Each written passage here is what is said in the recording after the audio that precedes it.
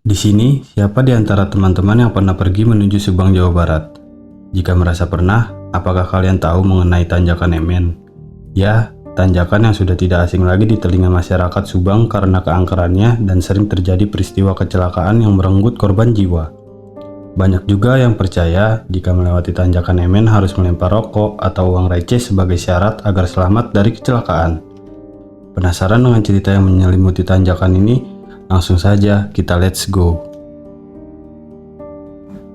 Tanjakan Emen dikenal oleh masyarakat karena merupakan salah satu tanjakan ekstrim dan juga kental dengan unsur horor.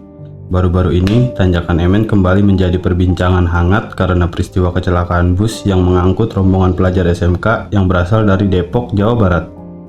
Dikutip dari tribunnews.com, korban jiwa pada peristiwa tersebut mencapai 11 orang, yang diantaranya adalah 9 orang siswa, 1 guru, dan 1 warga lokal. Angka kematian yang cukup besar, bukan? Kisah yang paling populer adalah nama dari tanjakan itu sendiri, yaitu Emen. Aku coba mengutip dari kotasuban.com, di mana pada tulisan tersebut terdapat 3 versi cerita mengenai kisah Emen, dan kisah yang paling terkenal adalah kisah Emen yang merupakan supir oplet. Pada tahun 1964, Emen yang membawa muatan ikan asin dari Ciroyom menuju Subang mengalami kecelakaan. Mobil yang ia kendarai terbalik dan terbakar yang akhirnya membuat ia tewas di tempat. Dan sejak kejadian tersebut, banyak masyarakat yang percaya bahwa arwah Emen masih bergentayangan dan mengganggu pengendara yang melintas, terutama bagi mereka yang melintas jalan tersebut pada malam hari. Fakta yang tidak jarang terjadi, para pengendara sering kali menghadapi kejadian remblong, kendaraan yang tergelincir dan tiba-tiba mogok, bahkan supir yang terkadang diganggu makhluk halus sehingga tidak lagi bisa mengendalikan mobilnya. Kejadian yang lebih mengerikan lagi, yakni terkadang penumpang di dalam bus mengalami kesurupan saat melewati tanjakan maut Emen. Hal itu menjadi penguat stigma masyarakat bahwa tanjakan ini adalah tanjakan yang sangat angker. Adapun versi kedua dari kisah Emen, menurut Sahidin Darajat yang merupakan warga di sekitar tanjakan tersebut, dahulu sekitar tahun 1969 pernah terjadi sebuah kecelakaan pada bus. Awalnya bus tersebut mogok di tanjakan. Emen yang merupakan kernet pun berinisiatif untuk mengganjal bannya. Namun naas, rem bus tersebut blong sehingga Emen terseret oleh bus hingga tewas di tempat. Sejak kejadian itu, menurut Sahidin, seringkali terjadi penampakan dan kecelakaan di sana. Kemudian, tanjakan tersebut dikenal dengan sebutan Tanjakan Emen. Dan versi terakhir dari kisah Emen adalah ia yang merupakan korban tabrak lari di area tersebut. Namun, bukannya ditolong dan disemayamkan, jasad Emen malah dibuang di dalam rimbunan pohon di sekitar tanjakan tersebut. Namun tidak ada catatan yang membuktikan kapan peristiwa itu terjadi, dan juga tidak jelas siapa yang pertama kali menyebarkan kisah versi ini.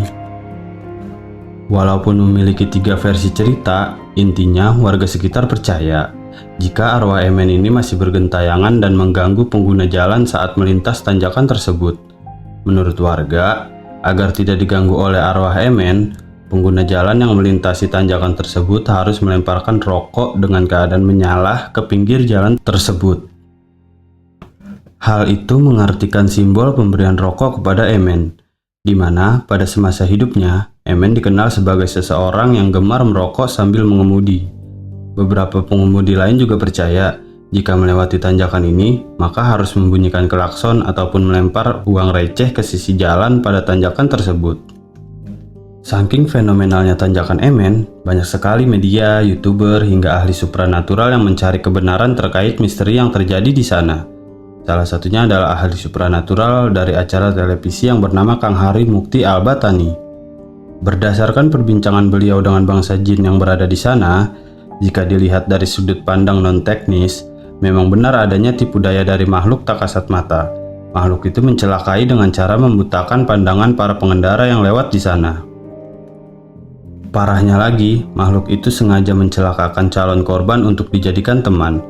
Terlepas dari itu, Kang Hari berpesan kepada pengendara yang melewati jalan ini harus tetap berhati-hati, berkonsentrasi, dan banyak berdoa, sebagai antisipasi agar tidak terjadi kecelakaan.